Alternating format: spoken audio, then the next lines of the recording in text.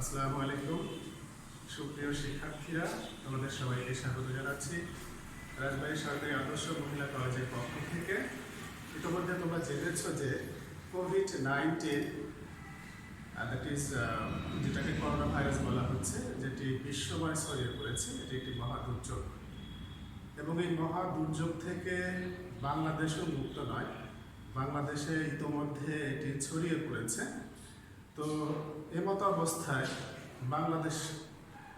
বাংলাদেশের সমস্ত শিক্ষা প্রতিষ্ঠান কোনো প্রজাতন্ত্রী বাংলাদেশ সরকারের নির্দেশনা ক্রমে শিক্ষা মন্ত্রণালয় শিক্ষা প্রতিষ্ঠানকে বন্ধ ঘোষণা করেছে, যার প্রেক্ষিতে এখন আর ক্লাস হচ্ছে না এবং তোমরা যে যার বাসা বাড়িতে কিংবা বাড়িতে অবস্থান করছো, এই যে দীর্ঘদিন ক্লাস থেকে তোমাদের বিচ্ছিন্নতা, এর ফলে তোমাদের যে সমস্যাটা হচ্ছে সেটি পুষিয়ে দেওয়ার জন্য রাজবাড়ী সরকারি আদর্শ মহিলা কলেজের অধ্যক্ষ এবং উপাধ্যক্ষ মহোদয়ের নির্দেশ ক্রমে আমরা অনলাইন ভিত্তিক যে ক্লাস সেটি চালুর ব্যাপারে আমরা সিদ্ধান্ত গ্রহণ করেছি এবং তারই ধারাবাহিকতায় আমরা ক্লাস শুরু করছি। আশা করছি তোমাদের ভালো লাগে। তো একটি বিষয় তোমাদের জানিয়ে রাখি, যেহেতু কোভিড-19 এটি খুবই একটা ডেঞ্জারাস একটা মহামারী এবং ছোঁয়াচে এবং যার এখনো পর্যন্ত টিকা আবিষ্কৃত হয়নি। ফলে তোমাদের কাছে একটা নিবেদন থাকবে, WHO নির্দেশনা মোতাবেক গণপ্রজাতন্ত্রী বাংলাদেশ সরকার আমাদের সুবিধার্থে যে সমস্ত নির্দেশনাবলীগুলো জারি করেছে সেগুলো তোমরা যথাযথভাবে অনুসরণ করবে এবং বাড়িতে কিংবা বাসা বাড়িতে স্বাস্থ্যবিধি মেনে চলার সর্বোচ্চ চেষ্টা করবে এবং এই যে অনলাইন ভিত্তিক ক্লাস আমরা দিচ্ছি সেটি তোমরা যদি ফলো করো তাহলে তোমাদের ভালো হবে, তোমাদের জন্য এটা কল্যাণকর হবে। তো প্রিয় শিক্ষার্থীরা, আর কথা নয়, আমরা এখন চলে যাচ্ছি আমাদের মূল আলোচনায়। তো একাদশ শ্রেণীর বিজ্ঞান বিভাগের যারা শিক্ষার্থী রয়েছে তাদের জন্য আজকে আলোচনা করব পদার্থবিজ্ঞান বিষয়ের ভেক্টর অধ্যায় নিয়ে এবং সেই অধ্যায়ের যে প্রাথমিক যে কথাগুলো সেগুলো আমরা সেরে নেব। তো আর কথা নয়, চলো আমরা চলে যাচ্ছি।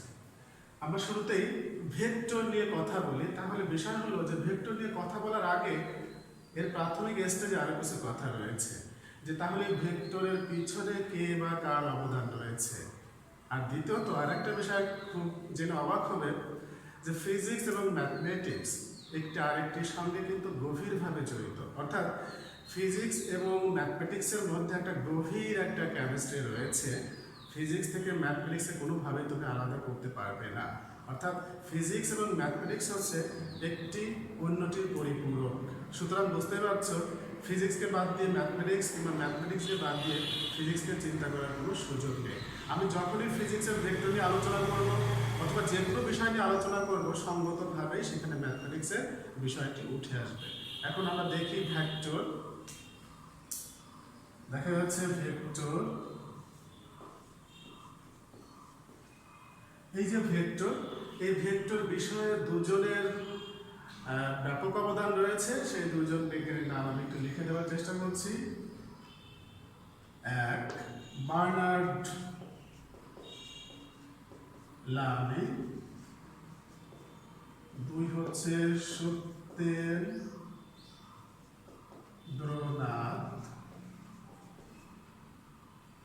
সত্যেন্দ্রনাথ বোস। অর্থাৎ ভেক্টরের ব্যাখ্যা, বিশ্লেষণ এবং এই সংক্রান্ত যে অবদান, কন্ট্রিবিউশন, তো বার্নার্ড লামি এবং সত্যেন্দ্রনাথ বোস এই দুজনের প্রচুর অবদান রয়েছে। এখন ভেক্টর আলোচনা করার আগে তোমাদের একটা বিষয় কিন্তু জানার দরকার, সেটি হচ্ছে যে ভেক্টর তো আমরা আলোচনা করব, কাকে নিয়ে আলোচনা করব, কার সঙ্গে আলোচনা করব। তাহলে আমরা একটু জেনে আসি। সেটি হচ্ছে যে ভেক্টরের আলোচনার বিষয় হচ্ছে রাশি। আমরা রাশি নিয়ে আলোচনা করব। এখন প্রশ্ন, রাশি কি? রাশিটা হচ্ছে এই ভৌত জগতে যা কিছু পরিমাপযোগ্য সেগুলোকে বলা হবে রাশি। এই ভৌত জগতে যা কিছু পরিমাপযোগ্য সেগুলোই রাশি। আবার একটু বলি, একটু মনে রাখার চেষ্টা করবে। এই ভৌত জগতে যা কিছু পরিমাপযোগ্য সেগুলোকে রাশি বলা হবে। অর্থাৎ যা কিছু পরিমাপযোগ্য সেগুলোই রাশি, আর যা পরিমাপযোগ্য নয় বা যেগুলোকে পরিমাপ করা যায় না সেগুলোকে কোনোভাবেই আমরা রাশি হিসেবে চিন্তা করতে পারি না। ওকে, তাহলে এই রাশি আবার কয় প্রকার? রাশি, তাহলে রাশি দেখা যাচ্ছে রাশিগুলো হচ্ছে পরিমাপযোগ্য। এই রাশি আবার দুই প্রকার, একটা হচ্ছে স্কেলার রাশি, স্কেলার রাশি, আর আরেকটি হচ্ছে ভেক্টর রাশি। ওকে, এই স্কেলার রাশির আবার আরো বিকল্প নামগুলো রয়েছে। এই বিকল্প নামগুলো তোমরা কিন্তু জেনে রাখবে, কারণ এই কারণে জানবে যে অনেক সময় বিভিন্ন অ্যাডমিশন টেস্ট বা বিভিন্ন পরীক্ষায় স্কেলার রাশি নামে যে সবসময় প্রশ্নগুলো সেট করা হবে বিষয়টি এমনটি নয়, এর বিকল্প নামও সেটা করা হতে পারে। সুতরাং বিকল্প নাম যদি তোমার জানা থাকে সেক্ষেত্রে এটি তোমার জন্য বেশ সুবিধে হবে এবং তোমার জন্য একটা সহায়ক ভূমিকা পালন করতে পারে। স্কেলার রাশি আরও নাম রয়েছে নির্দিক রাশি বা অদিক রাশি। তাহলে স্কেলার রাশি আরও কি নাম আছে? নির্দিক রাশি বা অদিক রাশি। অন্যদিকে ভেক্টর রাশির নাম কি? আলাদা নাম হচ্ছে দিকযুক্ত রাশি বা দিক রাশি বা সদিক রাশি। ওকে, এখন আমরা জেনে আসবো যে স্কেলার রাশিকে কিভাবে সংজ্ঞায়িত করা যায় আর ভেক্টর রাশিকে কিভাবে সংজ্ঞায়িত করা যায়, এবং স্কেলার রাশি বা কারা আর ভেক্টর রাশি বা কারা, এইগুলো একটু আলোচনার দাবি রাখে। এই জন্য আমরা এটা আলোচনা করতে চাই। ওকে, এবার দেখো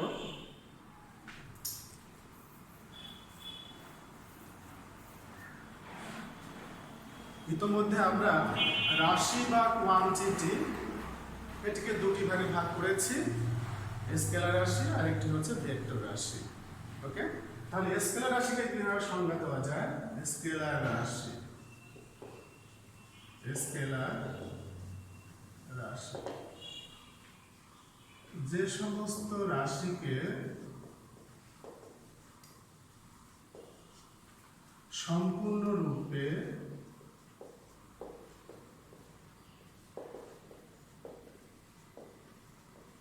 প্রকাশ করার জন্য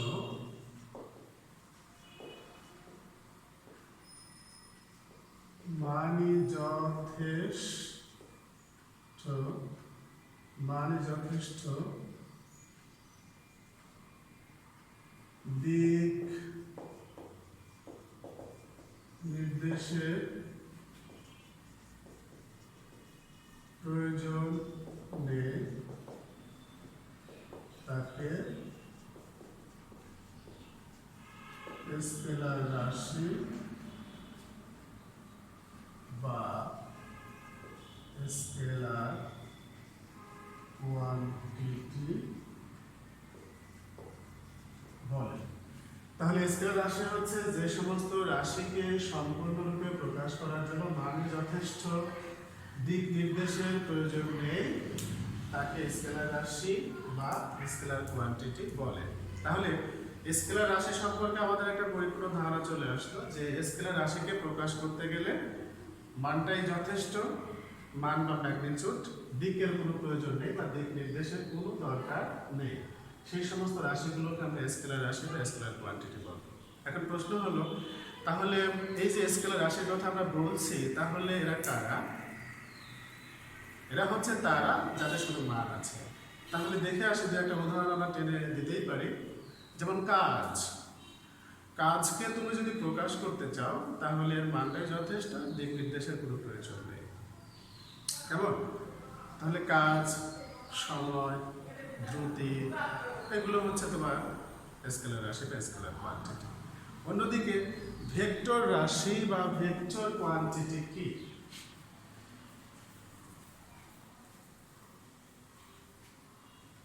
ভেক্টর রাশি, ভেক্টর রাশি বা ভেক্টর কোয়ান্টিটি। তাহলে স্কেলার রাশিতে আমরা যে সংজ্ঞাটা দিয়েছি যদি একটু আমরা বুঝতে পারি বা বোঝার চেষ্টা করি তাহলে এটাকে ডিফাইন করা বা সংজ্ঞায়িত করা খুবই সহজ হবে। ভেক্টর রাশি বা ভেক্টর কোয়ান্টিটি হচ্ছে যে সমস্ত রাশিগুলোকে সম্পূর্ণরূপে প্রকাশ করার জন্য মানই যথেষ্ট নয়, অর্থাৎ মান এবং দিক দুটোই দরকার। অর্থাৎ ভেক্টর রাশিকে সম্পূর্ণরূপে প্রকাশ করার জন্য মান এবং দিক এই দুটি বিষয়ের প্রয়োজন রয়েছে। তাহলে যে সমস্ত রাশিকে সম্পূর্ণরূপে প্রকাশ করবার জন্য মানই যথেষ্ট নয়, মানের পাশাপাশি দিক নির্দেশেরও প্রয়োজন রয়েছে, সেই সমস্ত রাশিগুলোকে আমরা ভেক্টর রাশি বা ভেক্টর কোয়ান্টিটি বলব। তাহলে ভেক্টর রাশি বা ভেক্টর কোয়ান্টিটি কি কি আছে? অনেক আছে, অসংখ্য আছে। আমরা উদাহরণ হিসেবে বলতে পারি বেগ, ত্বরণ, সরণ ইত্যাদি ইত্যাদি। তো বেগকে প্রকাশ করতে গেলে শুধু মান দিয়ে প্রকাশটাই যথেষ্ট হবে না, পাশাপাশি এর দিক নির্দেশেরও প্রয়োজন রয়েছে। ওকে, তাহলে আমরা ইতিমধ্যে জানলাম যে রাশি কি, রাশি আবার প্রকারভেদ জানলাম, স্কেলার রাশি জানলাম, ভেক্টর রাশি জানলাম, প্রত্যেকটির আবার উদাহরণ জানলাম। এখন আমরা জানবো যে স্কেলার রাশি এবং ভেক্টর রাশির মধ্যে যে পার্থক্য রয়েছে, সেই পার্থক্যটা আমরা কিভাবে নিরূপণ করতে পারি। এটা এত জ্ঞানী হওয়ার দরকার নেই, এটা বুঝবার জন্য সামান্য বিবেচনা বা সামান্য একটু বুদ্ধিমত্তা থাকলে এটা চলবে। তা আমরা ইতোমধ্যে যা জেনেছি সেটিকে কৌশলগতভাবে কাজে লাগিয়ে আমরা স্কেলার রাশি এবং ভেক্টর রাশির মধ্যে পার্থক্য করতে পারি। যদি কখনো পরীক্ষায় আসে যে সরাসরি যদি স্কেলার রাশি এবং ভেক্টর রাশির পার্থক্য তোমার জানা না থাকে, তাহলে কিছু কৌশল রয়েছে। প্রথমে হচ্ছে যার সাথে যার পার্থক্যটা করতে বলে প্রত্যেকটার ইন্ডিভিজুয়াল যে সংজ্ঞা রয়েছে সেই সংজ্ঞাগুলো দিলেই কিন্তু একটি পার্থক্য হয়ে যাচ্ছে। এরপরে যদি তাদের উদাহরণ টানবার প্রয়োজন হয়, উদাহরণ থাকে, এক্সাম্পল থাকে, তাহলে সেটি দিলে কিন্তু আরেকটি পার্থক্য হয়ে যাচ্ছে। এটা কিন্তু একটা টেকনিক, এটা দিয়ে কিন্তু সহজেই একটির সাথে আরেকটির পার্থক্যটা আমরা করতে পারি। তো তাহলে দেখে আসি বা জেনে আসি স্কেলার রাশি এবং ভেক্টর রাশির মধ্যেকার পার্থক্য। স্কেলার রাশি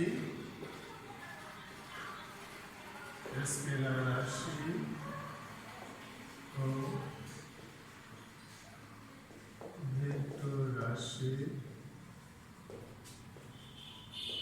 মধ্যকার পার্থক্য। তাহলে এক পাশে স্কেলার রাশি আর এক পাশে থাকবে ভেক্টর রাশি। তাহলে আমরা সেই আগের মধ্যে সংজ্ঞাটা দিব যে স্কেলার রাশি কি, যে সমস্ত রাশিকে সম্পূর্ণরূপে প্রকাশ করার জন্য মানই যথেষ্ট, দিক নির্দেশের কোনো প্রয়োজন নেই, সেই সমস্ত রাশিকে বলবে স্কেলার রাশি। আর যে সমস্ত রাশিকে সম্পূর্ণরূপে প্রকাশ করার জন্য মানই যথেষ্ট না, মানের পাশাপাশি দিক নির্দেশের প্রয়োজন রয়েছে, সেই সমস্ত রাশিগুলোকে আমরা ভেক্টর রাশি বা ভেক্টর কোয়ান্টিটি বলব। ইতিমধ্যে কিন্তু একটি পার্থক্য হয়ে গেল। এখন যদি আমরা বলি যে উদাহরণ টেনে দেওয়ার চেষ্টা করি, যে স্কেলার রাশি একটা উদাহরণ দিয়ে দেবো 2 নম্বরে, যে স্কেলার রাশি কি, যেমন বেগ আছে, স্কেলার রাশি যেমন কি আছে, কাজ আছে, কাজ, তারপরে দ্রুতি আছে, সময় আছে ইত্যাদি। অন্যদিকে যদি আমরা ভেক্টর রাশির কথা বলতে চাই, সেক্ষেত্রে যেমন বল, সরণ, ত্বরণ, বেগ, কৌণিক বেগ, কৌণিক ত্বরণ ইত্যাদি।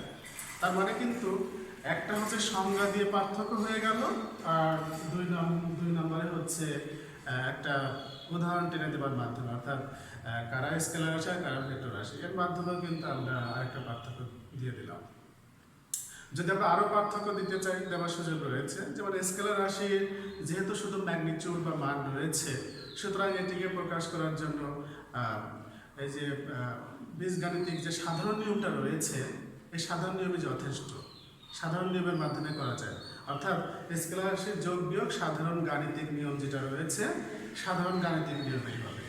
অন্যদিকে ভেক্টর রাশির যোগ বিয়োগ কিন্তু তুমি কোনোভাবে সাধারণ গাণিতিক নিয়মে করতে পারবে না, এটা সুনির্দিষ্ট নিয়ম রয়েছে এবং সেই নিয়মের ব্যত্যয় ঘটিয়ে কিন্তু যোগ করা সম্ভব না। যেটা স্কেলার রাশিতে সাধারণ যে গাণিতিক নিয়ম রয়েছে সেটি প্রযোজ্য হলেও ভেক্টর রাশির ক্ষেত্রে এটি প্রযোজ্য নয়, অর্থাৎ এটিকে সাধারণ যে গাণিতিক নিয়ম রয়েছে বা প্রচলিত যে নিয়ম রয়েছে, কনভেনশন, সেটির মাধ্যমে এটা করা সম্ভব নয়। ওকে, তাহলে তিনটি পার্থক্য যদি আমরা দিয়ে দিই তাহলে কিন্তু মোটামুটি হয়ে গেল। ওকে, এখন আমরা জানার চেষ্টা করব এবং বোঝার চেষ্টা করব এই ভেক্টরের ক্ষেত্রে লব্ধি কি এবং উপাংশ কি। এই দুটি বিষয় কিন্তু জানাটা খুবই গুরুত্বপূর্ণ বিষয়। ভেক্টরের ক্ষেত্রে লব্ধি কি, লব্ধি বা রেজাল্টেন্ট, এবং উপাংশ বা কম্পোনেন্ট, এই দুটি বিষয় কি। তাহলে একটু দেখে আসি আমরা।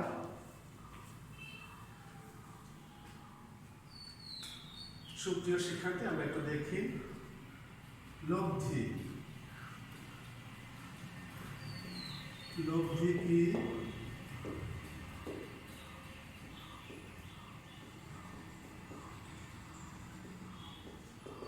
উপাংশ কি।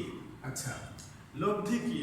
লব্ধিটা হচ্ছে দুই বা ততোধিক সমজাতীয় ভেক্টর রাশিকে যদি আমরা যোগ করি, আবার বলছি, দুই বা ততোধিক সমজাতীয় ভেক্টর রাশিকে যদি আমরা যোগ করি এবং যোগ করার পর নতুন যে ভেক্টর রাশিটি পাওয়া যাচ্ছে সেটিকে বলা হচ্ছে লব্ধি বা রেজাল্টেন্ট। এই লব্ধি বলতে গিয়ে কিন্তু আমি কয়েকটি বিষয় অবতারণা করেছি। প্রথমত, যে ভেক্টর রাশিগুলো আমরা নিব, অর্থাৎ যে রাশিগুলো নিব, ডেফিনেটলি তাদেরকে ভেক্টর রাশি হতে হবে। তাহলে কি হচ্ছে, তাহলে লব্ধি প্রাপ্তির ক্ষেত্রে প্রথম শর্ত হচ্ছে যে রাশিগুলো নিয়ে আমরা কাজ করছি নিশ্চিতভাবেই তাদেরকে ভেক্টর রাশি হতে হবে। তাহলে এক, এদেরকে অবশ্যই ভেক্টর রাশি হতে হবে। দুই হচ্ছে একাধিক ভেক্টর রাশি, অর্থাৎ একের অধিক ভেক্টর রাশি থাকবে। তিন হচ্ছে এদেরকে অবশ্যই সমজাতীয় হতে হবে। তাহলে কি দেখা গেল যে লব্ধি পেতে গেলে প্রথমে ভেক্টর রাশিগুলোকে অবশ্যই ভেক্টর রাশি হতে হবে। দ্বিতীয়ত হচ্ছে একাধিক ভেক্টর রাশি থাকা বাঞ্ছনীয়। তৃতীয়ত হচ্ছে এদেরকে অবশ্যই সমজাতীয় হতে হবে। তাহলে এই যে শর্তগুলো যদি পূরণযোগ্য হয় তাহলে আমরা বলতে পারি যে দুই বা ততোধিক সমজাতীয় ভেক্টর রাশিকে যোগ করলে নতুন যে ভেক্টর রাশি পাওয়া যায় সেই ভেক্টর রাশিকে রেজাল্টেন্ট বা লব্ধি বলা যাবে। এখন প্রশ্ন হলো, তাহলে উপাংশটা কি আসলে? তাহলে উপাংশটা হচ্ছে আমরা যে সমস্ত ভেক্টর রাশিকে আমরা যোগ করেছি, যে সমস্ত ভেক্টর রাশিগুলোকে যোগ করেছি এবং যোগ করার পরে লব্ধি পেয়েছি, তাহলে যে সমস্ত রাশিগুলোকে যোগ করার পর যে রেজাল্ট পেয়েছি আমরা, দ্যাট ইজ লব্ধি পেয়েছি, তাহলে ওই প্রত্যেকটা রাশি হচ্ছে লব্ধির ভেক্টরের এক একটি উপাংশ বা কম্পোনেন্ট। তাহলে কি বললাম, যে সমস্ত সমজাতীয় ভেক্টর রাশিগুলোকে যোগ করে আমরা একটি নতুন ভেক্টর রাশি পেয়েছি যেটিকে লব্ধি ভেক্টর বলা হচ্ছে বা লব্ধি বলা হচ্ছে। তো ওই লব্ধি ভেক্টরকে, যে ভেক্টরগুলোকে ব্যবহার করে আমরা লব্ধি ভেক্টর পেয়েছি, তাহলে ওই ব্যবহৃত প্রত্যেকটি ভেক্টর রাশি হবে লব্ধির এক একটি উপাংশ বা কম্পোনেন্ট। ওকে, তার মানে বোঝা যাচ্ছে যে কতগুলো কম্পোনেন্ট ব্যবহৃত হয়ে আমরা একটি লব্ধি ভেক্টর পেয়েছি। এখন তাহলে এই যে লব্ধি ভেক্টর পাচ্ছি আমরা সমজাতীয় ভেক্টরগুলোকে যুক্ত করবার পরে, এখন তাহলে কি হবে, সমজাতীয় বলতে যেমন বেগের সাথে বেগ, ত্বরণের সাথে ত্বরণ, সরণের সাথে সরণ, বলের সাথে বল। কিন্তু আমরা কোনোভাবেই কিন্তু বেগের সাথে বলের বা বলের সাথে ত্বরণ এগুলোকে আমরা রিলেট করতে পারি না। অর্থাৎ ভেক্টর যে যোজনটা, এই যোজনের ক্ষেত্রে আমরা কোনোভাবেই সমজাতীয় হতে হবে, অর্থাৎ বিজাতীয়। সমজাতীয় ছাড়া বিজাতীয় ভেক্টর রাশিগুলোকে আমরা যোজন করার ক্ষমতা রাখি না। ওকে, এটা আমাদের মনে রাখার দরকার। অর্থাৎ যোজন পদ্ধতিতে লব্ধি ভেক্টর পেতে হলে কতগুলো সমজাতীয় ভেক্টর রাশি হওয়াটা গুরুত্বপূর্ণ বিষয়। এখন আমরা দেখব যে এই যে যোজন পদ্ধতি, এটার আবার কিন্তু প্রকারভেদ রয়েছে, সেটিকে আমরা একটু আলোচনা করি এবং এটি আলোচনার কাজে রাখি। তো আমরা দুটি পদ্ধতিতে এই ভেক্টর যোজনটা সম্পন্ন করতে পারি। তো সেটি আমরা বোর্ডে লিখি, তোমরা একটু দেখো। তাহলে ভেক্টর যোজনের দুটি ভেক্টর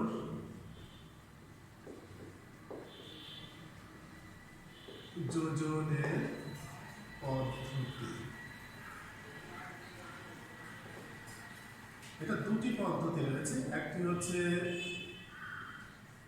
জ্যামিতিক আর দ্বিতীয়ত রয়েছে হচ্ছে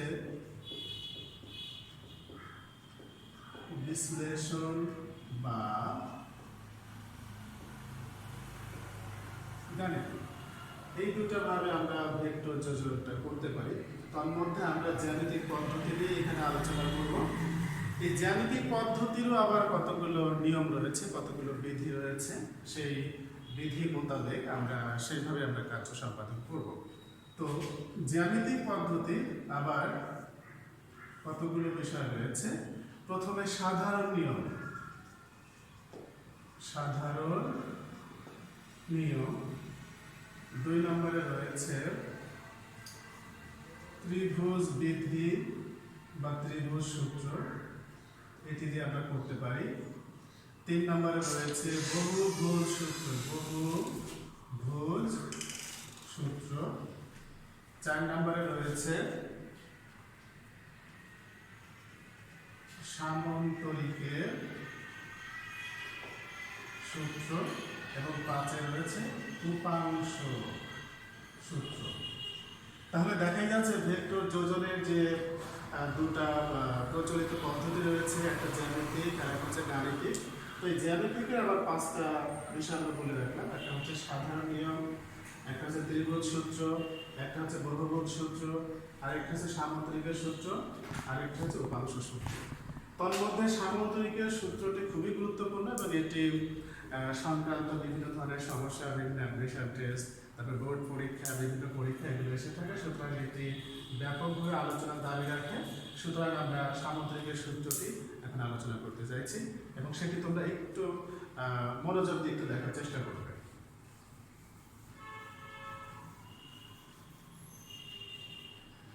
সামন্তরিকের সূত্র।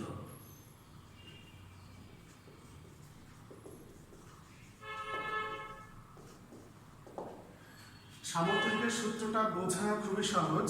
আমি যদি একটা সামন্তরিকের চিত্র অঙ্কন করি, তাহলে সেক্ষেত্রে চিত্র থেকে গাণিতিক যে বিবৃতিটা, সেই বিবৃতি দেওয়াটা খুবই সহজ হবে। সুতরাং আগে আমরা চিত্রটা দেখি, মানে চিত্র দিয়েই আমরা বিবৃতিটা প্রকাশ করতে সমর্থ হব। তো দেখি আমরা।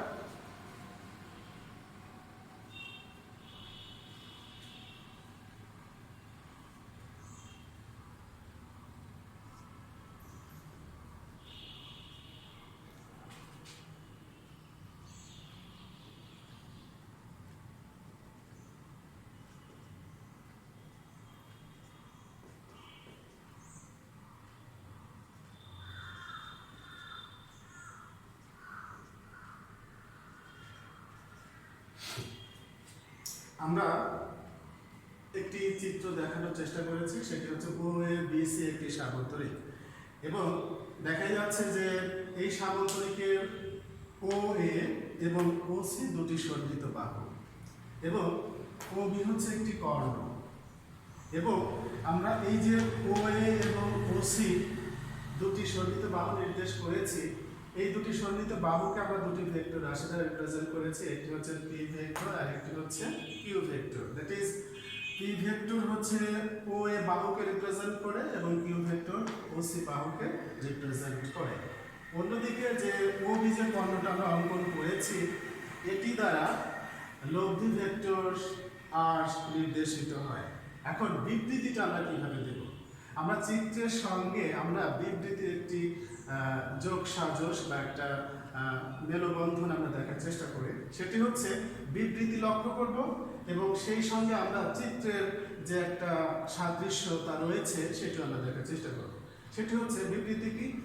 যদি কোনো সামন্তরিকের দুটি সন্নিহিত বাহু দ্বারা, আমার কথার সঙ্গে চিত্রের আমি যে সমস্ত জায়গাগুলো নির্দেশ করি সেগুলো তোমরা একটু লক্ষ্য করবে। যদি কোনো সামন্তরিকের দুটি সন্নিহিত বাহু দ্বারা, যদি কোনো সামন্তরিকের দুটি সন্নিহিত বাহু দ্বারা দুটি ভেক্টরকে নির্দেশ করে, তবে উক্ত ভেক্টর দ্বয়ের ছেদবিন্দু দিয়ে উক্ত ভেক্টর দ্বয়ের ছেদবিন্দু দিয়ে অঙ্কিত কর্ণই ভেক্টর দ্বয়ের লব্ধির মান এবং দিক নির্দেশ করে। আবার একটু ক্লিয়ার করছি, যদি কোনো সামান্তরিকের দুটি সন্নিহিত বাহু দ্বারা দুটি ভেক্টরকে নির্দেশ করে, তবে উক্ত বাহুদ্বয়ের ছেদবিন্দু দিয়ে অঙ্কিত কর্ণই ভেক্টর দ্বয়ের লব্ধির মান এবং দিক নির্দেশ করে। আশা করি তোমরা বুঝতে পেরেছ। তাহলে এখানে R vector equals to P vector plus Q vector. তাহলে আমরা গাণিতিক বিবৃতি এবং এর সঙ্গে চিত্রের যে একটা সাদৃশ্য একটা বিষয় রয়েছে সেটা আমরা বুঝতে পেরেছি। এখন এটার যে গাণিতিক বিশ্লেষণ সেটি খুবই গুরুত্বপূর্ণ এবং এটি জানাটা আমাদের জন্য অপরিহার্য। তো সেটি একটু আমরা আলোচনা করি এবং সেটি আমরা একটু বোঝার চেষ্টা করি। ওকে, আমরা এখানে কি করব, একটু এক্সট্রা অপারেশন করব। এখানে আমরা ও এর যে বাহুটা দেখানো হচ্ছে এটিকে আমরা বর্ধিত করব। ওকে, বর্ধিত করলাম।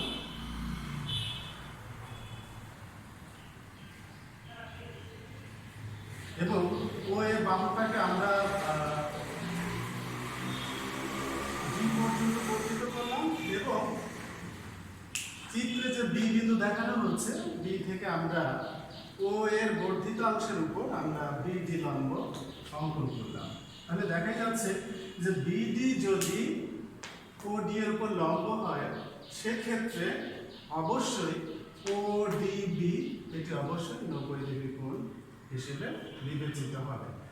এবার আমরা দেখছি যে ওবিডি এই যে একটি ত্রিভুজ, এই ত্রিভুজটা অবশ্যই সমকোণী ত্রিভুজ। কেন সমকোণী ত্রিভুজ? কারণ এই ওবিডি ত্রিভুজের ওডিবি কোণটি 90 ডিগ্রি, সুতরাং এটি সমকোণী ত্রিভুজ। তোমরা আরেকটি বিষয় একটু জানার চেষ্টা করবে যে আমরা ছোট ক্লাসে বিশেষ করে 9, 10 বা 8 এই সমস্ত ক্লাসে আমরা যে সমস্ত উপপাদ্যগুলো শিখেছি, তোমাদের ধারণা যে এগুলো বোধহয় শ্রেণী পরিবর্তনের সাথে সাথে বোধহয় সেগুলোর উপযোগিতা নষ্ট হয়ে যায়। বিষয়টি মোটেও সেরকম না, কারণ এখানে কিন্তু আমরা যখন ও বি ডি ত্রিভুজ নিয়ে কাজ করব সেখানে এটি যদি একটি সমকোণী ত্রিভুজ হয় তাহলে সেখানে কিন্তু পিথাগোরাসের উপপাদ্য নামে যে বহুল প্রচলিত একটি উপপাদ্য রয়েছে সেটার কিন্তু ইমপ্লিমেন্টেশন বা প্রয়োগটা কিন্তু এখানে দরকার। তার মানে এটি আমরা কোথায় শিখেছি? এটি আমরা এসএসসি লেভেলে এটি আমরা শিখেছি এবং সেটি এখানে কাজে লাগছে। তাহলে আর কথা না, ওবিডি ত্রিভুজের ত্রিভুজ ওবিডি ওডিবি এইটা সমান 90 ডিগ্রি, ওডিবি সমান 90 ডিগ্রি। অতএব ওবিডি একটি সমকোণী ত্রিভুজ এবং ওবিটা হচ্ছে একটা অতিভুজ, কারণ সমকোণের বিপরীত বাহুকে আমরা অতিভুজ হিসেবে আমরা কি করছি? চিহ্নিত করছি।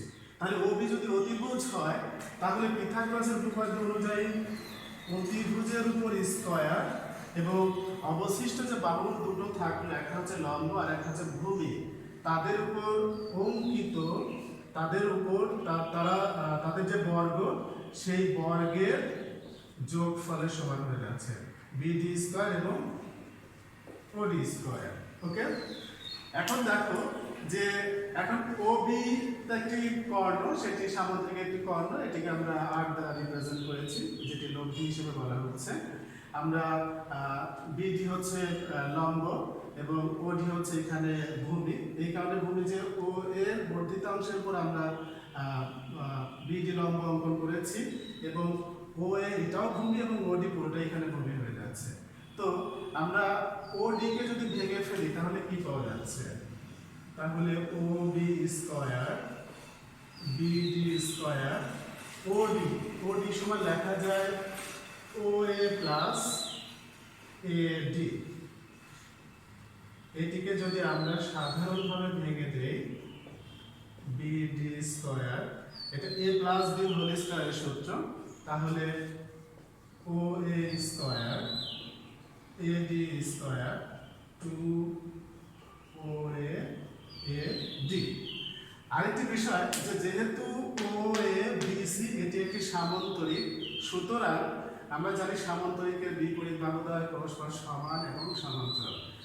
তাহলে যদি তোমার ওসি কে আমরা কিউ দ্বারা রিপ্রেজেন্ট করি তাহলে ডেফিনেটলি এ বি কেও আমরা কিউ দ্বারা রিপ্রেজেন্ট করতে পারবো।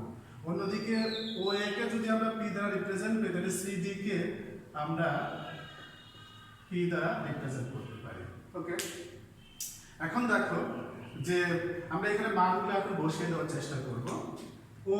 ওবিটা হচ্ছে কর্ণ, যেটি আর দ্বারা প্রকাশ করেছিলাম, তাহলে আর বসিয়ে দিলাম। এবার আসি আমরা বিডি সম্পর্কে এখনো সিদ্ধান্ত আমরা দিচ্ছি না, তাহলে বিডি আমরা পরে আসছি। বিডি স্কয়ার, বিডি সম্পর্কে আমরা পরে সিদ্ধান্ত দিচ্ছি। ও এ স্কয়ার, ও এ সমান কি লেখা যায়, পি স্কয়ার। ওকে, এডি কে আমরা রেখে দিলাম, এডি তার জায়গায় থাকলো 2। ও এ সমান কি লেখা যাবে, ও এ সমান পি লেখা যাবে, এডি তার জায়গায় থাক। এবার একটু দেখো আর স্কয়ার পি স্কয়ার। এখন এই যে বিডি স্কয়ার এবং এডি স্কয়ার, এখানে দেখার বিষয় এ বি ডি এটি কিন্তু আরেকটি সমকোণী ত্রিভুজ। যদি সমকোণী ত্রিভুজ হয় তাহলে সেই ক্ষেত্রে ডেফিনেটলি এ বিটা এখানে অতিভুজ, তাহলে এ বি স্কয়ার সমান লেখা যাবে B D square plus A D square. আমি যে আন্ডারলাইন করেছি সেটা থেকে খুব স্পষ্টতই বোঝা যাচ্ছে যে B D square plus A D square সমান A B square 2 P A D. Okay, R square তাহলে পি স্কয়ার। এখন এ বি এর পরিবর্তে আমরা কিউ কে বসিয়ে দিতে পারি, কিউ স্কয়ার 2 পি। এখন প্রশ্ন হলো এডি সম্পর্কে এখন আমি কি করতে পারি। এডি সম্বন্ধে আমাদের এই এডিটা এখনো অজ্ঞাত রয়েছে, সুতরাং অজ্ঞাত থাকা চলবে না, এটিকে আমার উপযোগী করে তুলতে হবে। অর্থাৎ জানা মানের সাহায্যে অজানা কোনো জিনিসের মানটাকে আমার বের করতে হবে। তাহলে একটু যদি আমরা দেখি যে এ বি ডি একটি সমকোণী ত্রিভুজ, এই সমকোণী ত্রিভুজের ক্ষেত্রে এ বি এর মানটা জানা আছে, সুতরাং এ ডি কে খুব সহজেই আমরা বের করতে পারবো। তাহলে আমরা সাইড নোটে একটু দেখে রাখি, এই ত্রিভুজে এ বি ডি ত্রিভুজে cos BAD cos BAD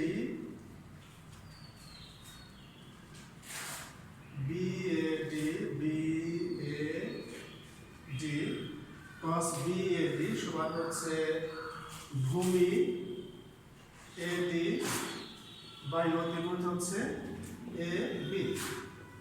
ওকে, এখন আর একটা বিষয় এখানে আমরা একটু দেখার চেষ্টা করব, সেটি হচ্ছে এই যে ও বিটা কর্ণ আর যে দুটো ভেক্টর ছিল, এই দুইটা মধ্যবর্তী যে কোণটা, সেই মধ্যবর্তী কোণকে যদি আমরা কি ধরি, আলফা ধরি, তাহলে কিন্তু একটি বিষয় এখানে উন্মোচিত হবে। সেটি কি, সেটি হচ্ছে এটি যদি আলফা হয়, অর্থাৎ সি ও ডিটা যদি আলফা হয়, তাহলে ডেফিনেটলি বি এর ডিটাও এখানে আলফা হবে। কেন আলফা হবে? কারণ তোমরা দেখো যে ও সি এবং এ বি হচ্ছে সমান্তরাল। আবার বলি, ও সি এবং এ বি হচ্ছে সমান্তরাল এবং ও এ ডি হচ্ছে ছেদক। সুতরাং নিঃসন্দেহে সি ও এ কোণ equals to B A D কোণ এরা সমান হবে। কেন সমান হবে? অনুরূপ কোণ বলে এরা অবশ্যই সমান হবে। ওকে, এখন দেখো একটু, তাহলে এ ডি এই যে পাশে আমরা সাইড নোট লিখেছি, এই সাইড নোট থেকে এটা বোঝার অবকাশ রয়েছে cos, তাহলে বি এ ডি কে আমরা আলফা দ্বারা রিপ্রেজেন্ট করতে পারি, এটা সমান A D by A B. এখন এ ডি সমান কি করা যায়? এ ডি সমান লেখা যায় এ বি cos আলফা বা R square P square Q square 2 P, A B এর মান কিউ বসিয়ে দিলাম cos আলফা। অতএব আর সমান P square Q square 2 P Q cos alpha. তারপরে দেখা যাচ্ছে যে ম্যাথমেটিক্যাল অপারেশনের মাধ্যমে আমরা চূড়ান্তভাবে সামান্তরিকের সূত্র থেকে আমরা যেটা জানলাম যে লব্ধি কিভাবে বের করতে হয় এবং লব্ধির মান কিভাবে বের করতে হয়, সেটি আমরা কিন্তু এক নজরে জেনে ফেললাম। সুতরাং আশা করি তোমাদের ক্লাসটা ভালো লেগেছে, আর তোমরা একটু প্র্যাকটিস করবে, বইটা দেখবে। আমরা পরবর্তী ক্লাসে আমরা লব্ধির মান এ সংক্রান্ত আরও যে বিষয়গুলো রয়েছে, স্পেশাল কিছু পেজ রয়েছে, সেগুলো নিয়ে আমরা আরও বিস্তারিত আলোচনা করব। ধন্যবাদ সবাইকে। তোমরা যে যেখানে থাকো সুস্থ থাকো, ভালো থাকো, কোভিড-19 সম্পর্কে আরও সচেতন থাকবে, নিজেদের প্রতি খেয়াল রাখবে। আল্লাহ হাফেজ।